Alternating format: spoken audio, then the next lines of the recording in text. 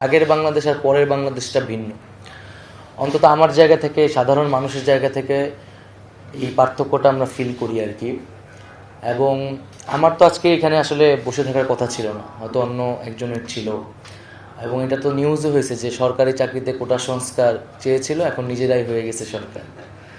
তো আমরা আমাদের যে আন্দোলন, সেই আন্দোলনের কিছু প্রিন্সিপাল ছিল, যে আমরা বলেছিলাম যে একটা মেধাভিত্তিক বাংলাদেশ আসলে আমরা গঠন করতে চাই। তাই আমরা মনে করেছিলাম যে সরকারি চাকরিতে মেধাটা প্রায়োরিটি থাকা উচিত।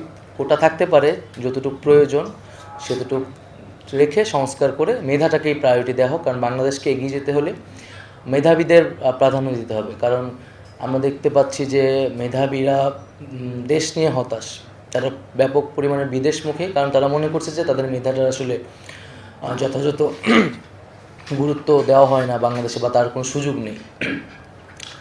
দ্বিতীয়ত, আমরা এই যে একটি অভ্যুত্থান আসলে হয়ে গেল একটা কোটা সংস্কার আন্দোলন থেকে, এটা একটা রাষ্ট্রীয় একটা ন্যাশনাল মুভমেন্টে পরিণত হইল।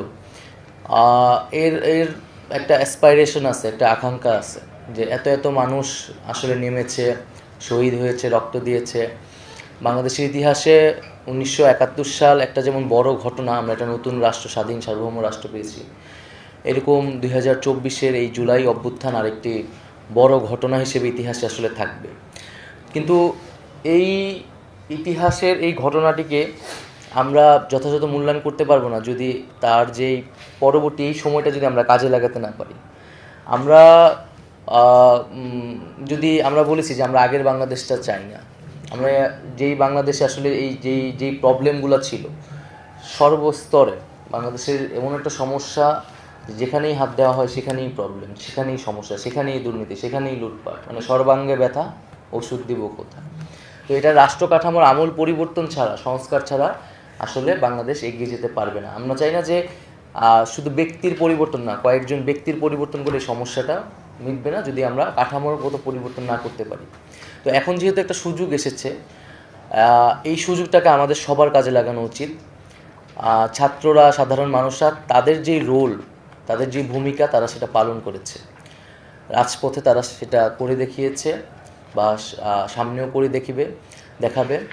আমরা জানি না আমরা এখানে কতদিন আছি বা বাংলাদেশে স্থিতি অবস্থা কতদিন থাকবে, কিন্তু আমি যেটা বলতেছিলাম যে এটা একটা সুযোগ। তো সাধারণ মানুষ, ছাত্ররা তাদের জায়গা থেকে করেছে। এখন আপনারা যারা ব্যুরোক্রেট, আপনারা যারা অভিজ্ঞ, আপনাদের সামনে এখন এই সুযোগটা আসছে। আপনারা এখন এই সুযোগটাকে কতটা কাজে লাগাবেন দেশের স্বার্থে, জনগণের স্বার্থে। কারণ বাংলাদেশের যে দ্বিদলীয় চক্র, যে দল আসে এবং সেই দল একটা ব্যুরোক্রেসি বা প্রশাসন থেকে সব কিছুকে একটা দলীয়করণ করে, অন্তত এই সময়টা সেটা সুযোগ হওয়ার সম্ভাবনা খুবই কম। কারণ আমরা আসলে তো কোনো দল নই এখন, এবং আমরা একটা কমিটমেন্টের ভিতর দিয়ে, একটা অভ্যুত্থানের ভিতর দিয়ে আসলে এসেছি। তো এই সুযোগটা এখন সবার সামনে এসেছে যে আপনি রাষ্ট্রের জন্য, জনগণের জন্য যদি আপনাদের সত্যিকার অর্থে কিছু করার অ্যাসপাইরেশন থাকে, সেটা আপনারা করতে পারবেন। আমার কাজ হচ্ছে সেটাকে অ্যাপ্রুভ করে দেওয়া। আমি এখানে এসেছি একটা জনগণ যা চায়, তা সেই সাধারণ মানুষের বক্তব্যটা, তার আকাঙ্ক্ষাটা, তাদের দাবিগুলো আমি এখানে উত্থাপন করব। এবং আপনাদের কাজ হচ্ছে সেটাকে বাস্তবায়ন করা, বা আপনাদের জায়গা থেকে যদি আপনাদের প্রস্তাবনা থাকে, সেইটা আমি আমার জায়গা থেকে সেই অনুযায়ী কাজ করব। আর আরেকটা বিষয় হচ্ছে যে বাংলাদেশের তরুণরা যেভাবে জেগে উঠেছে, এটা পুরো পৃথিবীতে এখন এটা নিয়ে আলোচনা চলছে, গবেষণার বিষয় পরিণত হয়েছে। আর পুরো পৃথিবীতেই 90s পর থেকে একটা বিরাজনীতিকরণ যুগ বলা হয়, ডিপলিটিসাইজেশন শুরু হয়েছে, যে তরুণরা রাজনীতি নিয়ে, রাষ্ট্র নিয়ে মাথা ঘামায় না। তো এরকম একটা সময় আসলে বাংলাদেশ থেকে তরুণরা যেভাবে জেগে উঠেছে, তো এই তরুণরা দেশ গঠনে কাজ করতে চায় নানাভাবে। এবং এই তারুণ্যের সাথে অভিজ্ঞতা, যারা আপনার অভিজ্ঞতা, এই জেনারেশনাল গ্যাপটা কমাতে হবে। যে আপনারা আপনাদের অভিজ্ঞতা অনুযায়ী ডিরেক্ট করবেন, তারুণ্যের যেই উদ্যম শক্তি, তার যে ক্রিয়েটিভ আইডিয়া, সেটাকে ব্যবহার করতে হবে। তরুণদেরকে যতভাবে এঙ্গেজ করা যায় সরকারি নানাভাবে, সেই এঙ্গেজমেন্টের জন্য আমার সাজেশন থাকবে। এবং হচ্ছে আমি সহজভাবে যেটা বুঝি যে প্রশাসন, ব্যুরোক্রেসির সাথে আসলে পলিটিক্সের পার্থক্য কী, বা একজন ব্যুরোক্রেটের সাথে পলিটিশিয়ানের পার্থক্য কী। একজন ব্যুরোক্রেসির কাজ হচ্ছে যে কোনো একটা জটিল কাজকে সহজভাবে বাস্তবায়ন করা, সফিস্টিকেটেডভাবে বাস্তবায়ন করা, অ্যাকচুয়ালাইজেশন করা। ব্যুরোক্রেসির কাজ না কোনো পলিটিক্যাল পজিশন নেওয়া, ব্যুরোক্রেসির কাজ না হচ্ছে কোনো কোনো ধরনের, মানে ব্যুরোক্রেসি জাস্ট অ্যাকশন করবে। আর পলিটিশিয়ানের কাজ হচ্ছে সে পলিটিক্যাল পজিশন নেবে, সে সত্য বলবে, মিথ্যা বলবে, তার নানান ধরনের বক্তব্য থাকবে, সে জনস্বার্থের বিষয়টা দেখবে। আমি এখানে জনস্বার্থের বিরুদ্ধে কিছু হচ্ছে কিনা আমার কাছে সেটা, কিন্তু বাংলাদেশে যেটা হয়েছে যে ব্যুরোক্রেসি, গভর্নমেন্ট, মানে স্টেট, পলিটিক্যাল পার্টি, এগুলো সব একাকার হয়ে গেছে। বিজলি কেবলস যে কোনো স্থাপনার বৈদ্যুতিক সংযোগকে রাখে নিরাপদ। বিজলি কেবলস, নিরাপদ আজীবন। প্রশাসনের লোকের কথা, রাজনীতিবিদের লোকের কথা মানুষ আসলে পার্থক্য করতে পারে না। পুলিশ কমিশনারের মুখের কথা আর একজন রাজনীতিবিদের মুখের কথা কোনো পার্থক্য নাই, তাদের ভাষাগত কোনো ধরনের পার্থক্য নেই। তো আমাদের এই পার্থক্যটা করা দরকার। এবং ব্যুরোক্রেসির মতো কাজ করবে, পার্টির মতো কাজ করবে। তো সেই জন্য আমার যেহেতু আমরা হয়তো কম সময়ই থাকবো, সো এই কম সময়ে আমার লক্ষ্যটা হবে যে মানে একটা দুটা কাজ করা, একটা চমক দেখানো, এটা আমার দরকার নেই। কিছু কাঠামোগত সংস্কার যদি করা যায়, আমি বারবার বলছি এটা আমাদের জন্য একটা অপরচুনিটিস, যে অপরচুনিটিসটা হয়তো একটা নির্বাচন আসলে আমরা জানি না কোন পার্টি আসবে, সেই অপরচুনিটিটা থাকবে না। সো এই সময়টায় যে স্ট্রাকচারাল চেঞ্জ, যেটা দীর্ঘমেয়াদী বাংলাদেশকে হেল্প করবে, এই ধরনের প্রস্তাবনা আমি আপনাদের কাছ থেকে প্রত্যাশা করব আর কি। সেই সংস্কারের কাজগুলো আমরা সর্বস্তরেই করার চেষ্টা করতেছি, রাষ্ট্রের জায়গা থেকে, একদম মন্ত্রণালয়ের ভিতরের জায়গা থেকেও।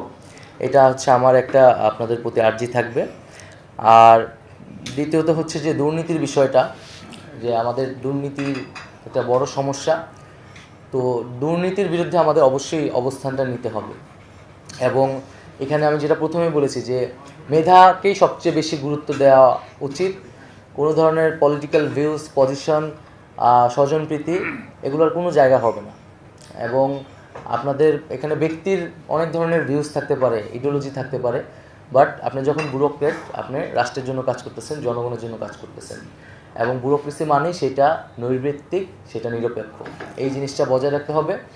এবং দুর্নীতির বিষয়টা, এইটাও আমি আপনাদের কাছে প্রত্যাশা করব যে কোন ধরনের প্রসিডিউর নিলে, কোন ধরনের উদ্যোগ আসলে নেওয়া উচিত, যেটা আসলেই দুর্নীতিবিদদের সবাই বলে, আমরাও বলতেছি, কিন্তু আসলে কোন ধরনের ব্যবস্থা নেওয়া উচিত যেটা কাঠামোগতভাবে দুর্নীতিটাকে কমিয়ে আনবে, আস্তে আস্তে এটাকে শূন্যের পর্যায়ে নিয়ে যাবে।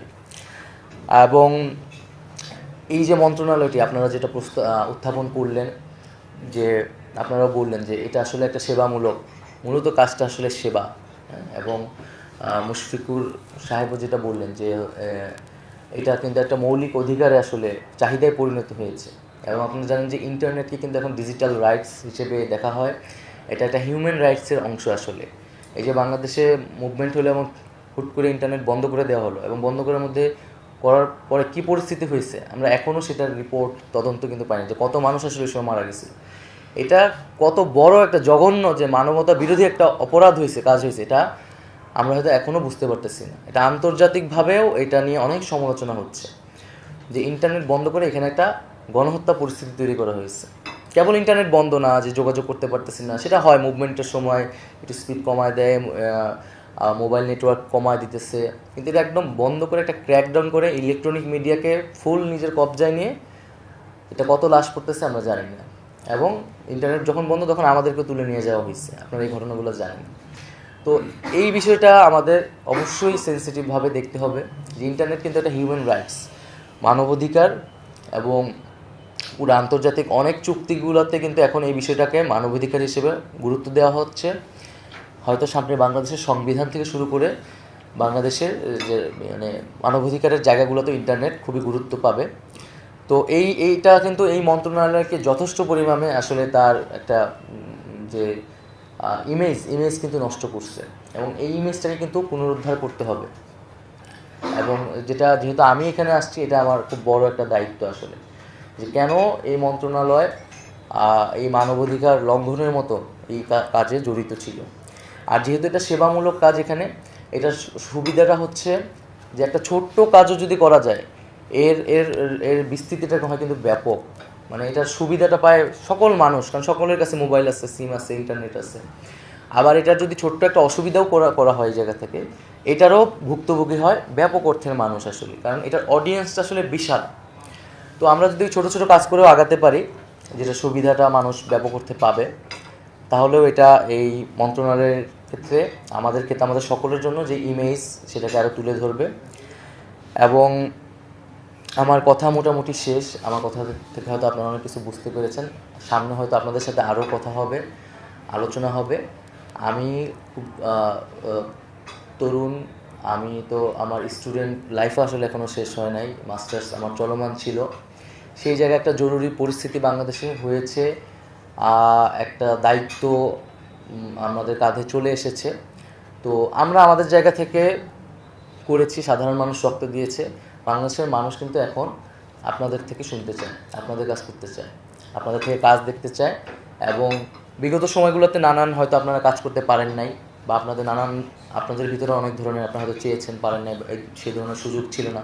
বা পুরো মুভমেন্টের ভিতর দিয়ে মুভমেন্টের সময় কিন্তু আমাদের অনেক ক্ষোভ ছিল সচিবালয়ের ভিতরে। আমরা এখান থেকে মিছিল করলে সচিবালয়ের সামনে ভুয়া ভুয়া বলতাম। তো কেন তারা আমাদের পক্ষে কথা বলতেছে না, বা তারা তো এই জায়গাটা এখন দূর করতে হবে, যেটা এখন বাংলাদেশের মানুষ আপনাদের উপর নির্ভরশীল। সুযোগ এসেছে, সব কিছু ওপেন হয়ে গেছে, এখন আপনারা কাজ করবেন এবং বাংলাদেশ এগিয়ে যাবে। আর আমি জাস্ট দুইটা প্রশ্ন বা আমার জিজ্ঞাসার জায়গা, সেটা হয়তো আপনারা যদি উত্তর দেন। যে একটা তো আমি বলে ফেলেছি যে ইন্টারনেট কেন বন্ধ হলো, এই বিষয়টা আমি আসলে সুস্পষ্ট জবাব চাই। এবং আমরা তো বুঝি এটা পলিটিক্যাল একটা জায়গা থেকে করা হয়েছিল, বাট এখানে আসলে ব্যুরোক্রেটদের কী সম্পর্ক ছিল এবং এখানে জন্য রেসপন্সিবল পার্সনটাকে আমি দ্রুত সময়ের মধ্যে এই তদন্ত রিপোর্টটা চাই। আসলে আমি এটার সম্পূর্ণ ব্যাখ্যা চাই। এটার জন্য আসলে কারা দায়িত্ব নেবেন বা এটা আপনারা একটু বলবেন, এটা আমি জানালে খুশি হব। এটি হলো যে আপনাদেরকে চিঠি দেওয়া আছে 4 তারিখে, বিটিআর থেকে চিঠি দেওয়া আছে এই বিষয়ে ব্যাখ্যা দেওয়ার জন্য 4 তারিখে। পাইছেন চিঠিটা? আপনি ছিলেন না? এটি হলো আচ্ছা, মানে এত ঘটনা হয়ে গেল, তারপর আপনার জিনিসটা রেডি করে রাখেন নাই যে এটা কেন হয়েছে? আমি তো ভাবছিলাম আমি এসে প্রথম দিন এটা দেখবো। আমি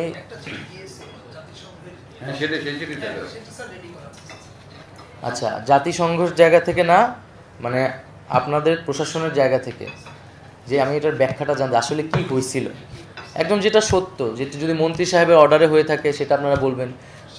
যেখানে ব্যুরোক্রেটরা যদি যুক্ত থাকে বা তাদের অপারগতা থাকলে সেটা আপনারা উল্লেখ করবেন। হ্যাঁ, সেই অনুযায়ী আমি চাই দ্রুত সময়ের মধ্যে, এটা কত সময়ের মধ্যে আপনারা দিতে পারবেন? কত ডেডলাইন দেওয়া ছিল? আপনারা আগামীকালের মধ্যে পারবেন? হ্যাঁ, পারবেন। ঠিক আছে, তাহলে 24 ঘন্টার মধ্যে আমাকে একটা অন্তত প্রাথমিক ব্যাখ্যাটা আপনাদের প্রতিষ্ঠান থেকে আপনারা আমাদের কাছে আর কি এটা হাজির করবেন।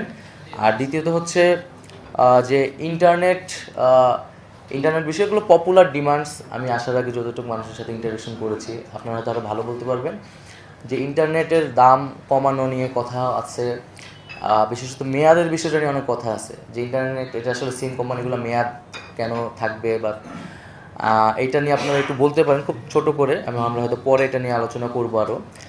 আর আরেকটা হচ্ছে ইন্টারনেট এই ঘটনাগুলোর আগে যেই স্পিডে ছিল, এখন কি সেই স্পিডটা আবার ফিরে এসেছে কিনা? অনেকে বলছে আসে নেই এখনো। এই স্পিডের বিষয়ে বক্তব্য কি বিটিসিএল বলেন তো?